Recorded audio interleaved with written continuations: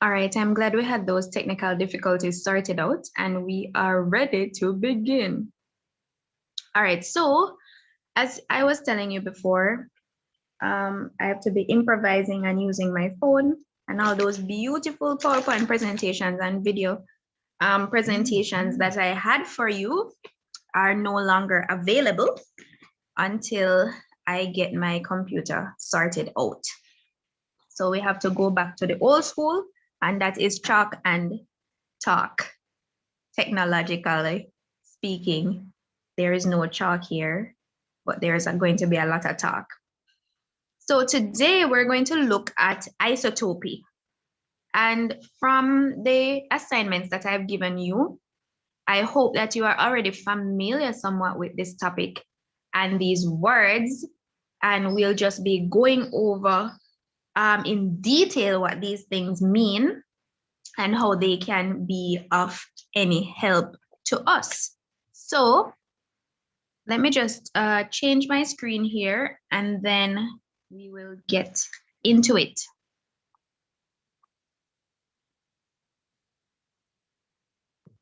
All right, can you see the screen? Can you see the words clearly?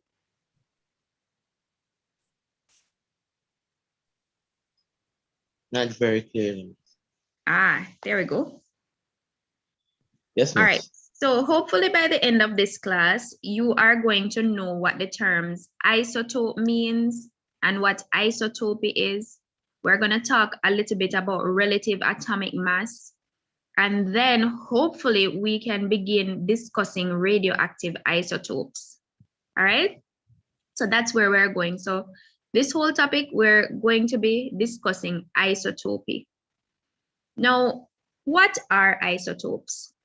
Well, before we go there, we've been talking about atoms, and we learned what atoms are, and we learned about subatomic particles. So can you tell me the names of the 3 subatomic particles that are found inside an atom? What are the 3 subatomic particles that are found inside an atom? May I answer, Miss? Go ahead, quickly. Miss, alpha particles, Miss.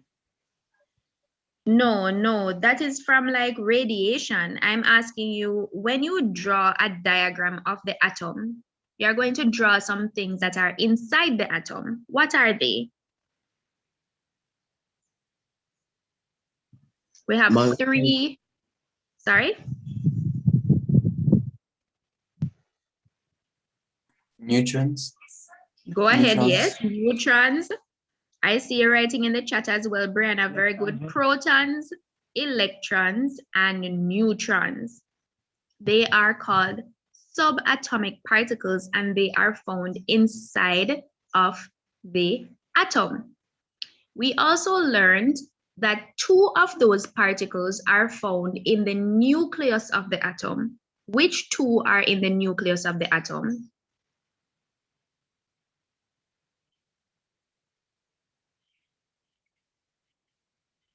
Which 2 particles are found in the nucleus? And which one is moving around outside in what we call shells? Go ahead, please. Protons and neutrons are in the nucleus and electrons are around them. Very good. Protons and neutrons are found inside the nucleus and the electrons are moving around outside the nucleus in what we call electron shells or energy levels. Now, the reason why we went over that information is because it has a lot to do with what isotopes are. So isotopes are different atoms of the same element. They have the same number of protons and electrons, but they have a different number of neutrons. Let me say that again. Isotopes are atoms of the same element. They have the same number of protons and electrons, but a different number of neutrons. So let us look at that more closely. An example of this is the magnesium element. So the element magnesium. Now magnesium is very unique. It has isotopes. All the atoms in magnesium contain 12 protons. That is why the atomic number of magnesium is 12. It means it has 12 protons and 12 electrons. Now, the number of neutrons in atoms can be different. For example, some of the atoms inside this element has 12 neutrons. Some have 13 neutrons and others have 14 neutrons.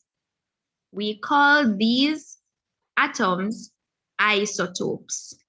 And when this happens, we call it isotopy. So I am going to show you a blank page and I'm going to show you what I mean.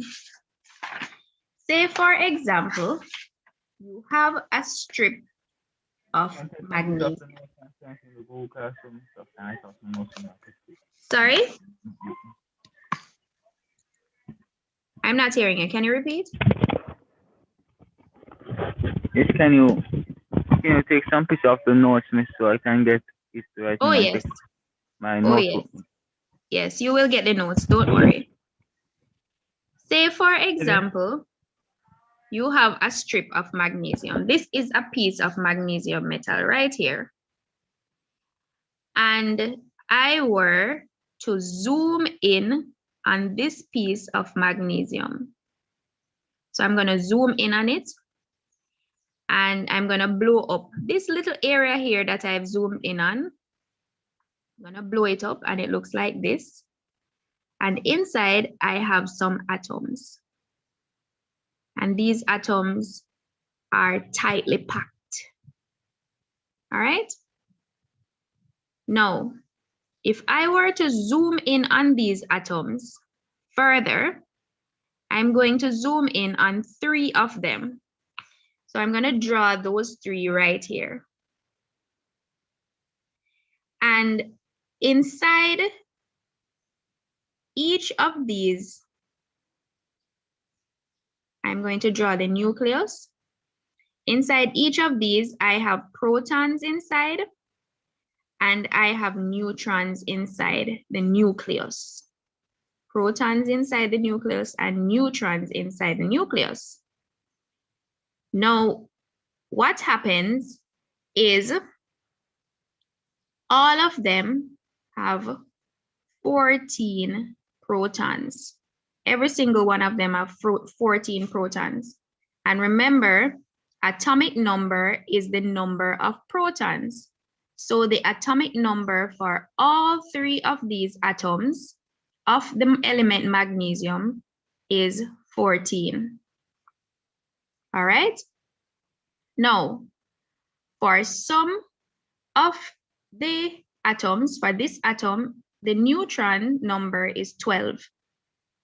For this atom, the neutron number is 13.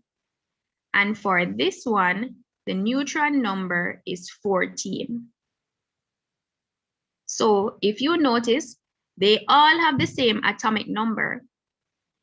All of them are called magnesium. All of them are magnesium atoms.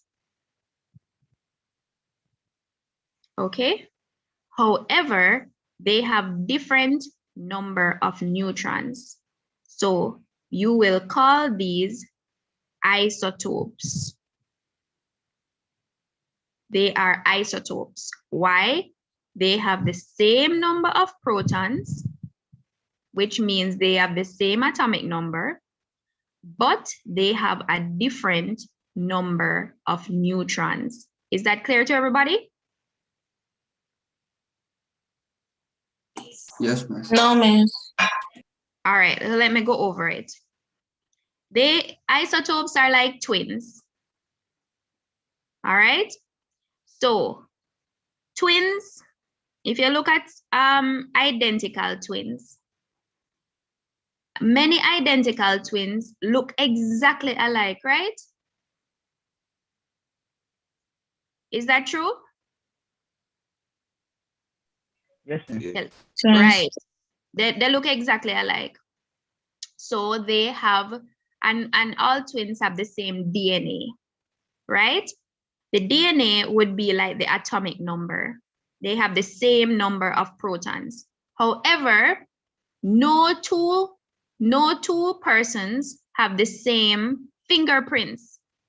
So the fingerprint would be like the number of neutrons, but all of them, the twins, have the same last name. So suppose the last name of the twins are Thomas. They are all called Thomas. They all have the same DNA, but they don't have the same fingerprint. So we call them twins. In atoms, you'll find the same thing. All magnesium atoms have the same number of protons, which means they have the same atomic number. That's why we call them magnesium atoms. However, when we look closely inside the atoms, we see a different number of neutrons. That means we have to call them isotopes. It's just a name to describe atoms that have the same atomic number, but different number of neutrons. Is that clear? Yes, miss. All right. So if the atomic number is the same, let us call this one isotope A, isotope B, and isotope C. What is the mass number of isotope A? How do I find mass number again, class? Tell me, remind me, how do I find mass number?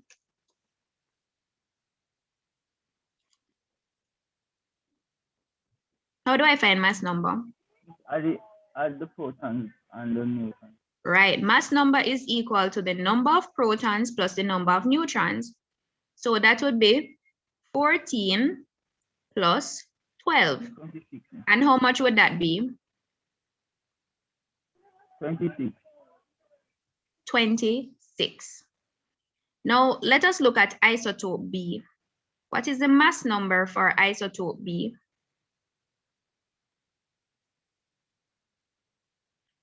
It's going to be 14 plus 27. 13, and that would be 27.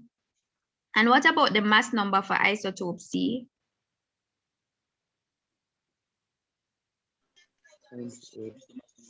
14 plus 14, which would give us 28. Very good. So I want you to know, give me another definition for isotopes. So we found that isotopes are atoms of the same element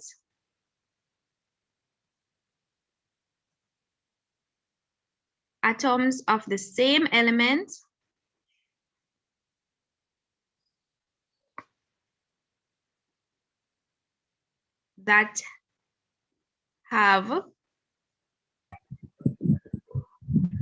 the same number of protons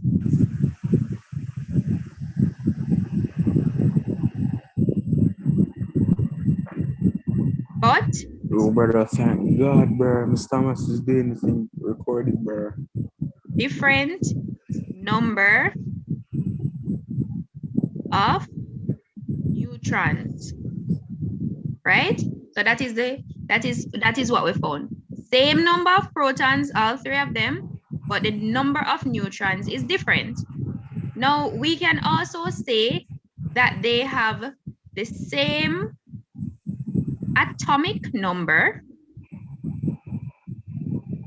right?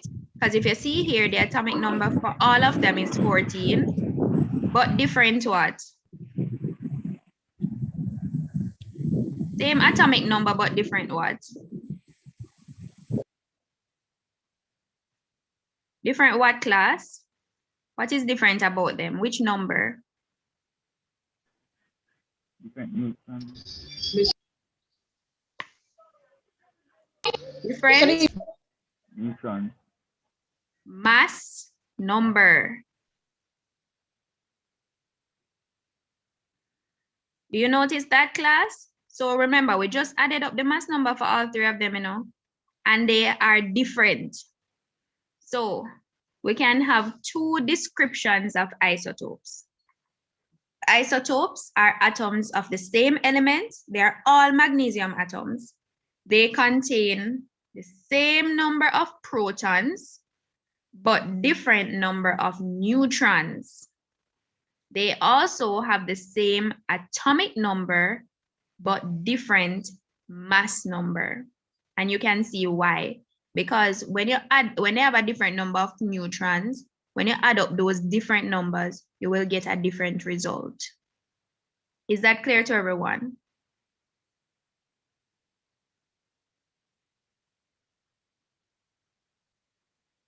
Hello? Yes. All right, so we're back to the definition. Again, they are different atoms, but they have the same element. They have the same number of protons and electrons, but different number of neutrons. We can also say they have the same atomic number, but different mass number. They are called isotopes. And when this happens, the occurrence happens, we call it isotopy. Now, isotopes will have the same chemical properties and electrical properties. Why would they have the same chemical properties? So when you take the magnesium and you react it with something else, all the atoms will react in the exact same way. That means they have the same chemical properties. The reason for that is that all of them have the same number of electrons, and electrons are what takes part in a reaction. However, they will have different physical properties. Physical properties mean the mass. Because they have a different number of neutrons, they will have different masses, and therefore they will have different physical properties. So isotopes have the same chemical properties, but they have different physical properties. They have the same chemical properties because the arrangement and number of electrons are the same. They have different physical properties because their mass numbers, the masses are different. All right? So that is how we know about isotopes. Now, I want you to take another look at this, another occurrence of isotopes, carbon. Carbon has the atomic number of 6. So if its atomic number is 6, class, how many protons does it have? 6. It has 6 protons. However, the mass number for the first isotope here is 12. The mass number for the first isotope here is 12. So how many neutrons would this isotope have? The mass number is 12 and the atomic number is 6. How many neutrons would it have? Yes, I see it in the chat. It would have 6 neutrons. But for this isotope, the mass number is 13. How many neutrons would it have here? 7. 7 neutrons, because 6 plus 7 give you 13. And for this one, the mass number is 14. So how many neutrons would it have here? 8. 8 neutrons, because 6 and 8 is 14. So if you notice, all of them are called carbon, because they all have the same atomic number. They all have the same number of neutrons. However, they have a different number of neutrons. Same number of protons, different number of neutrons. Same atomic number, different mass number. All right. Another thing you need to understand is that these isotopes occur in relative abundance. It means that when you look inside, like I showed you over here, where you have inside your piece of magnesium strip, when you look inside the magnesium strip and you look at the individual atoms, some isotopes, some of these atoms occur more often than others. So, for example, for carbon 12, which means it has 6 neutrons, mass number is 12, is the most abundant, 98.89% of all the carbon atoms are carbon 12. So it's only a small, almost 1.9% that is actually made of carbon 13 and 14. Very small amount, but they are there. But most of the atoms that exist naturally are carbon 12. Is that clear to everybody? Yes, miss. Let us look at another isotope, hydrogen. Hydrogen has 3 isotopes, 3 twins: protium, deuterium, and tritium. Protium has no neutrons. Deuterium has 1 neutron, and tritium has 2.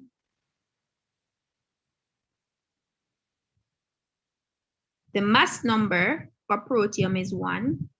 The mass number for deuterium is 2. And the mass number for tritium is 3. The most abundant is protium, or hydrogen, with the mass number of 1.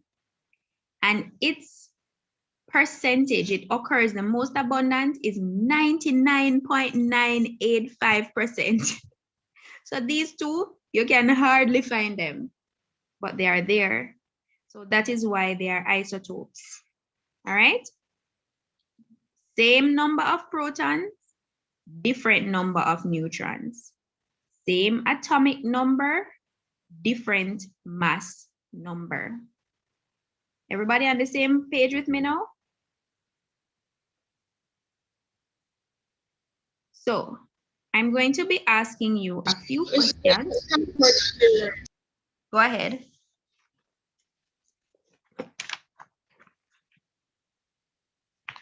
Go ahead, dear. What were you saying? Well, Miss, I was saying I'm trying, but it's kind of hard to hear where I am right now. Oh, it's hard to hear. Okay, I'm sorry about that. I hope that you can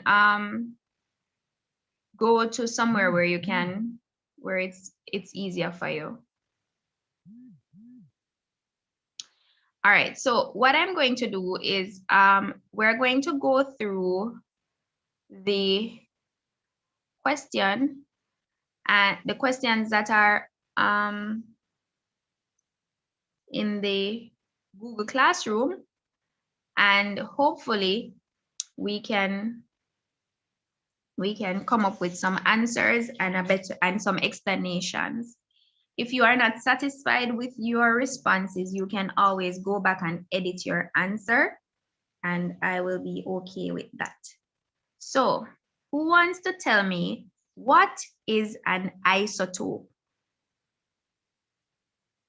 What is an isotope?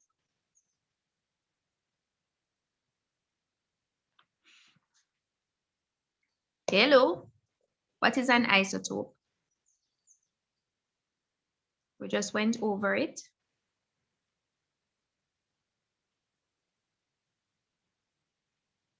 Can you hear me? Is there atoms of the same element that have the same number of protons but different number of neutrons? Very good. Have the same number of protons and electrons, but different number of neutrons. Anybody else want to give me another definition? We came up with two. Give me the other one. It's isotopes are atoms of the same element. That what?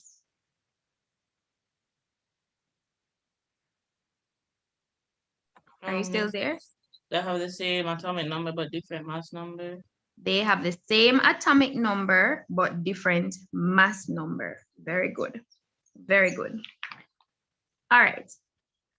So I'm going to tell you about two isotopes of sodium.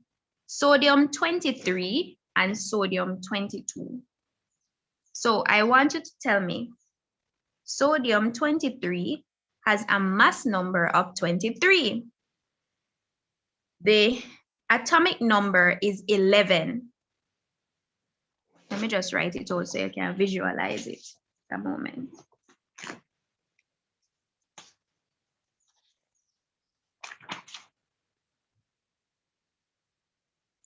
All right, so here we have sodium. Sodium 22 and another isotope, sodium 23. So the mass number is 22 and the mass number here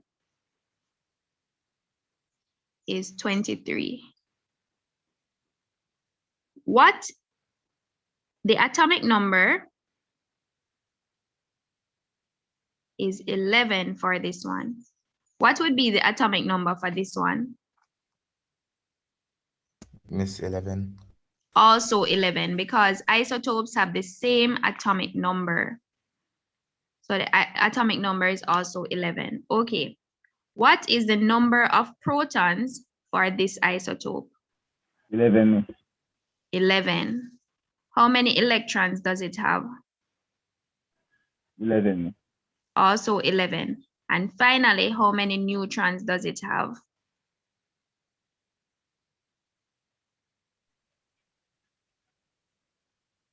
11. Also 11, because 22 minus 11 is 11. All right. Let us now look at the number of protons for this isotope. How many protons does it have? 11. 11. How many electrons? 11. Also 11. And how many neutrons? Miss 12. 12 neutrons. Very good. All right. Now let us talk about some similarities between each isotope. Similarities. What are the things that are the same with both isotopes? Give me some similarities. What was the question? What are the things that are the same between this isotope, sodium 22, and this isotope, sodium 23? What are some similarities between them? The same atomic number. Is there atomic number, protons, and electrons? They have the same atomic number. They have the same number of protons, and they have the same number of electrons. Tell me something about their properties. Remember I said earlier in the class, which properties would be the same, their chemical or their physical properties? Physical. Their chemical properties would be the same, meaning the way they react. Why? Because the number of electrons are the same, and the electrons are what is responsible for reactions. That's why the chemical properties would be the same. Is that clear? Let's talk about some differences between them. Tell me the things that are different.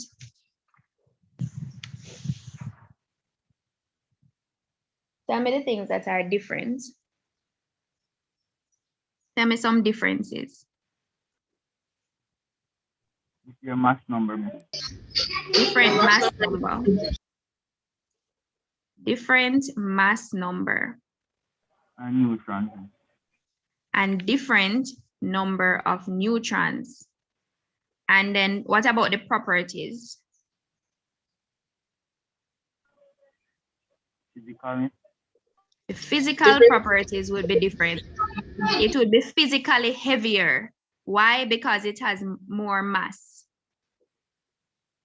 Right? So the physical properties would be different between the two. Is that clear to everybody? So the similarities between isotopes, they have the same atomic number, same number of protons, same number of electrons. Therefore, they have the same chemical properties. However, the differences are they have the different mass number, different neutron number, and different physical properties. Everybody clear on that? Yes. All right. Another question that I want to ask is, hold on one second. Is about the abundance. Do all isotopes occur in the same abundance?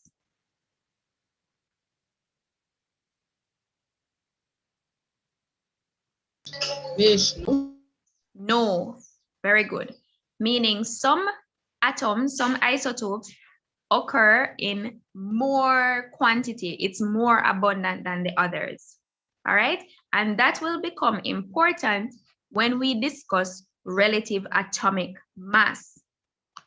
Right now, we are going to, before we run out of time, we are going to transition and talk about radioactivity, which is the next activity. So, We're gonna what?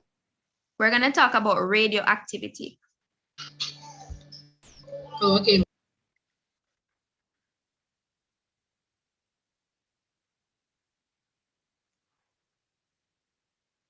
All right, so let's look at radioactivity. Now, some isotopes have unstable nuclei, meaning that the nucleus contains neutrons and protons that are not stable and happy where they are. And I'm using the word happy loosely because they can't really feel happiness, right?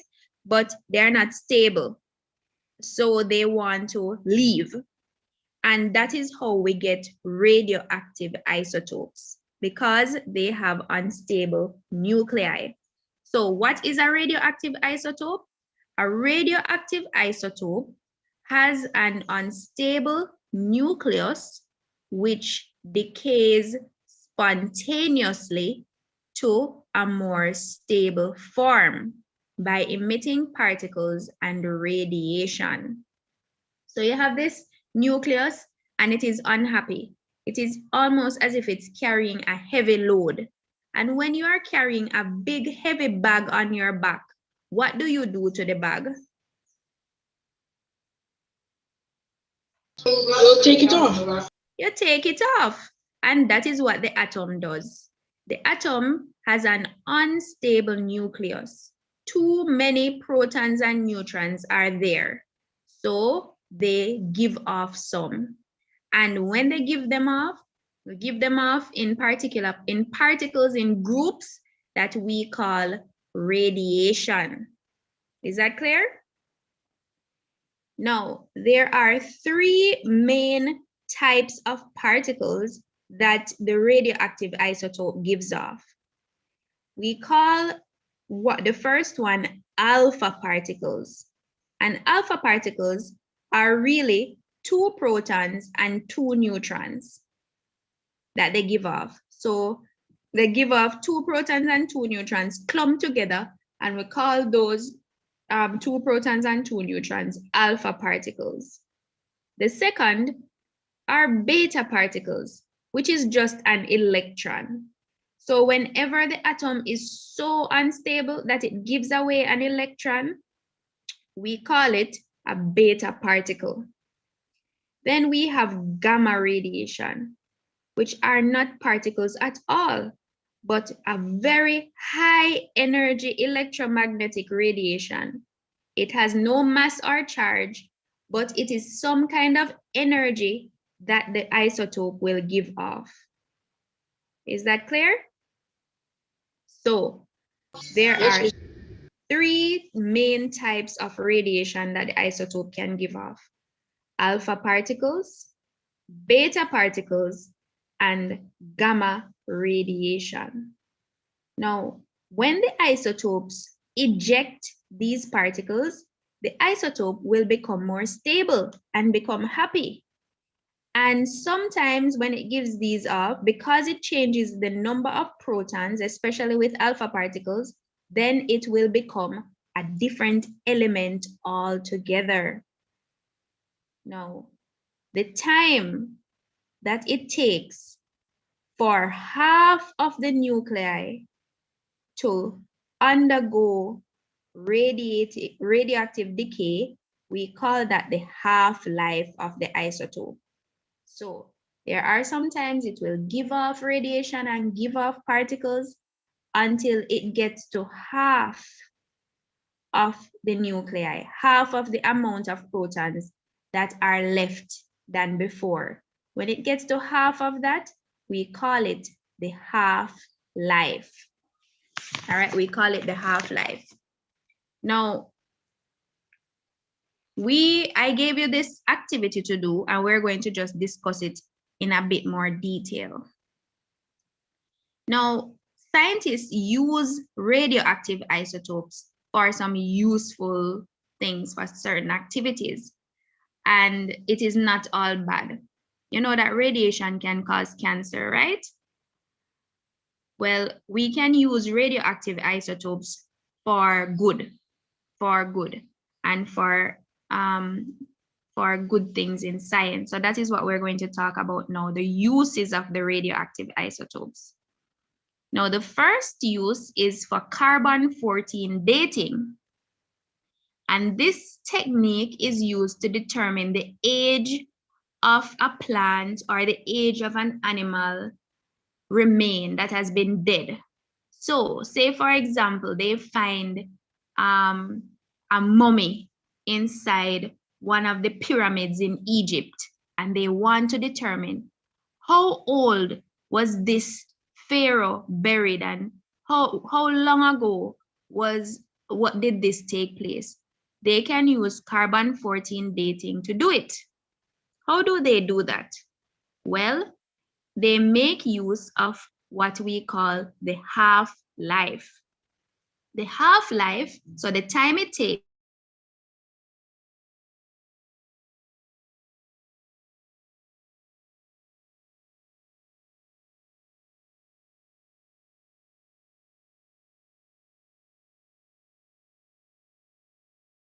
information.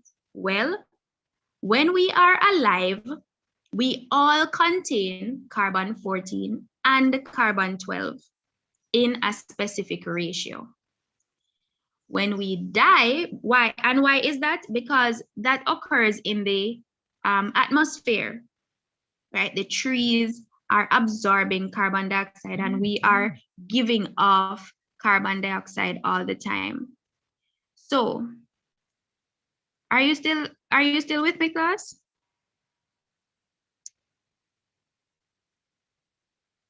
I hope you are. Somebody said YouTube is stuck.